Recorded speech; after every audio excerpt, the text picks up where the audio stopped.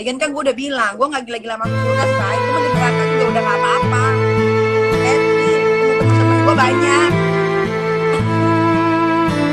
Siapa tahu nanti gue bisa bikin acara gitu. Nah, ketemu Michael Jackson, ketemu siapa lagi?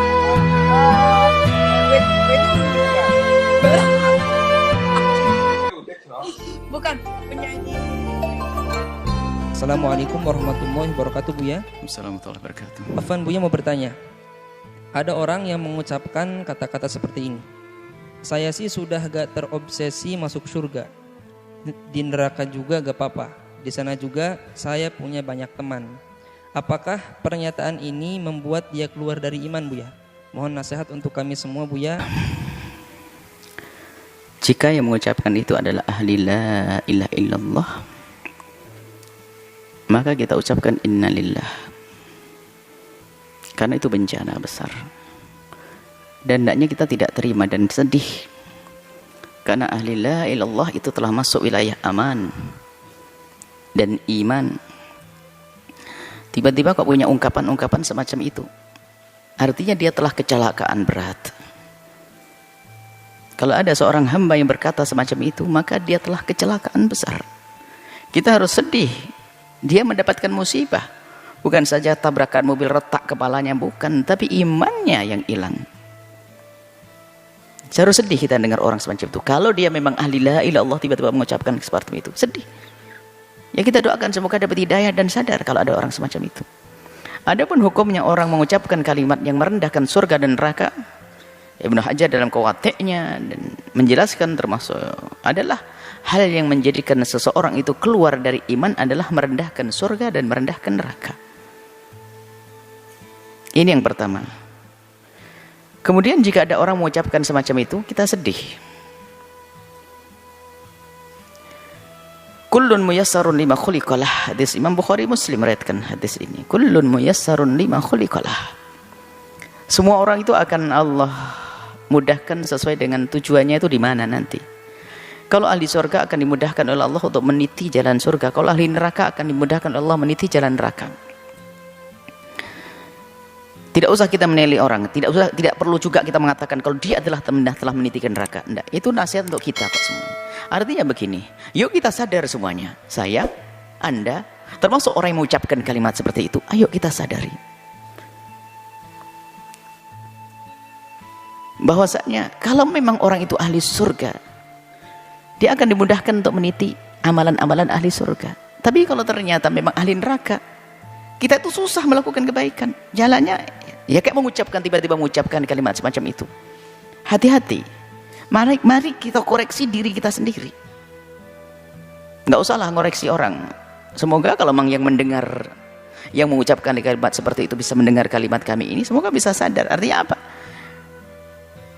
Selagi tiba-tiba kok punya kalimat nggak bener, perilaku nggak bener ini, jangan-jangan kita ini, naudzubillah, jangan-jangan ahli neraka, kan begitu. Segera tarik kebiasaan jelek ini. Jangan sampai terus berlanjut dengan merendahkan neraka, merendahkan surga dengan kalimat ini. Sebab apa? Tanda-tanda ahli neraka ya seperti itu. Dari omongannya menghantarkan neraka, apalagi mengatakan sudah nggak terobsesi lagi dengan surga tidak ini. Wah, ini bahaya banget. Artinya ya, cuman kita tidak boleh menunjuk di ahli neraka, akan tapi siapapun yang punya perilaku, ungkapan semacam itu, ini artinya adalah muyassarun, dia dimudahkan menuju neraka kalau memang tempatnya adalah tempatnya neraka. Naudzubillah. Maka yang ada sedih kita mendengar orang yang mengaku dia beriman tiba-tiba seperti itu. Karena apa? Dia lepas dan bara rel kemuliaan dia telah lepas. Ini kemudian selanjutnya, sangat berbahaya sekali jika ada orang sudah tidak percaya dengan hari pembalasan. Bahaya sekali.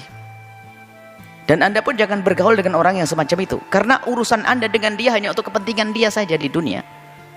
Karena dia tidak pernah berpikir kemaslahatan nanti di akhirat, sehingga dia mungkin berbuat apa saja. Apalagi yang merendahkan, rendahkan neraka. Siapapun kalau sudah menganggap neraka bukan sesuatu yang menakutkan, bukan menganggap bahwasanya di situ ada murka Allah. Kalau orang sudah menganggap neraka bukan tempatnya murka Allah, maka ketahuilah apa yang terjadi. Kalau itu dengan keyakinan, kalau orang yang mengatakan seperti itu dengan keyakinan memang dia tidak takut neraka, apa yang terjadi? dia tidak akan menghindar dengan satu pun dari dosa. Semua dosa akan dilakukan. Kenapa? Dia nggak takut neraka kok. Maka paling bahayanya manusia kalau sudah tidak percaya dengan hari pembalasan atau meremehkan hukuman di hari pembalasan. Karena apa? Bagi dia apapun yang saya lakukan, saya tidak peduli dengan pembalasan. Na'udzubillah. Maka manusia ini adalah paling bahaya manusia. Suaminya akan ketakutan, istri akan ketakutan. Karena apa? Dia bahaya. Dia bisa melakukan apa saja. Karena apa? Bagi dia neraka enteng.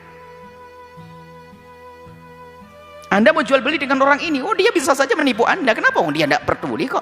Menipu bikin masuk neraka, saya cari teman saya banyak di sana. Urusan yang lainnya, culas, bohong, mengambil haknya orang lain, zina, segala macam, bisa saja dilakukan. Kenapa? Karena dia sudah tidak peduli dengan neraka. Bahaya sekali manusia semacam itu. Makanya hendaknya jika ada orang semacam itu, ya kita tolong, kita sadarkan. Bahaya sekali itu. Dan ini nggak perlu orang semacam itu perlu kita bela, kita na'udzubillah. Justru cara membelanya adalah yuk kita ingatkan, saudaraku kalau tidak laki-laki, saudariku, ayo jangan lakukan itu, bahaya itu. Dan orang ini sudah bayangkan, kalau orang masih percaya dengan hari pembalasan, ada hitungannya nanti di akhirat, ada pertimbangan ya. Kalau aku melakukan nanti dibalas, melakukan nanti dibalas oleh Allah. Dia akan ada remnya. Tapi kalau sudah nggak takut dengan neraka, tidak punya rem sama sekali. Bahkan juga tidak ada kerinduan melakukan kebaikan. Kenapa? Dia nggak peduli dengan surga kok. Mau melakukan kebaikan nggak ada. Saya akan berbuat baik kalau dia ada keuntungan buat saya sekarang. Makanya apa yang dilakukan?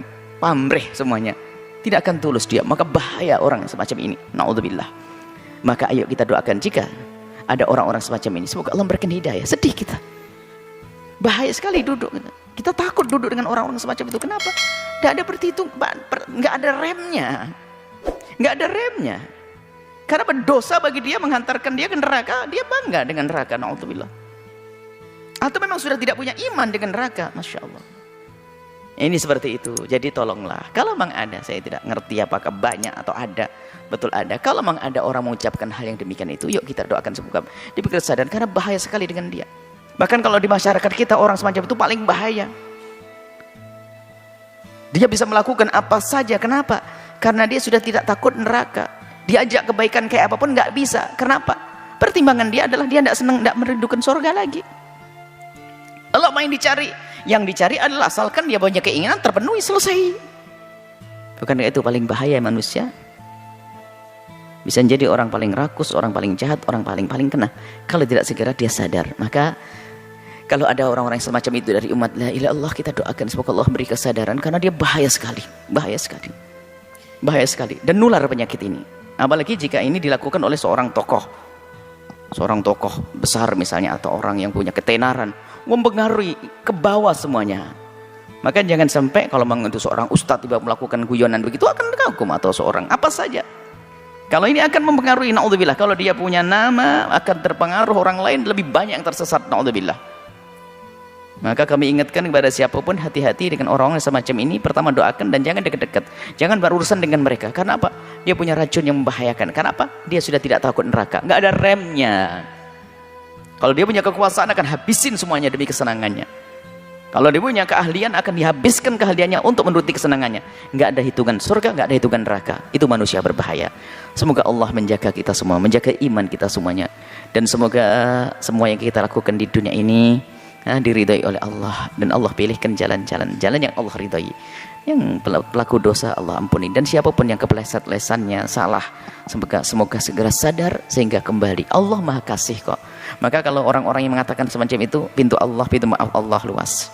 Segera minta maaf dan tanamkan rasa takut ke neraka, rindukan kepada surga dan ridho Allah Subhanahu wa taala. Maka setelah itu apa? Anda akan diampuni oleh Allah dan selesai kisahnya. Jangan teruskan dengan sifat-sifat sombong dengan surga, yang tidak lain adalah sombong dengan Allah, kepada Allah Subhanahu wa taala. Sombong dengan neraka tidak lain adalah sombong kepada Allah Subhanahu wa taala.